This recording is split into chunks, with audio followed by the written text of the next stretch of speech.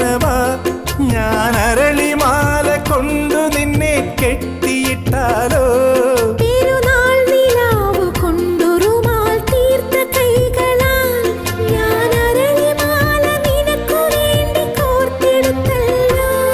ഇനി താരകങ്ങളെ തിരുസാക്ഷിയാക്കി ഞാൻ നിന്നെ ഇന്ന് സ്വന്തമാക്കുമെന്റെ സൈനബ ഓ സൈനബ അഴകുള്ള സൈനബ ഇളമാൻ കിടാവ് പോലെ വന്നതെന്തിനാണു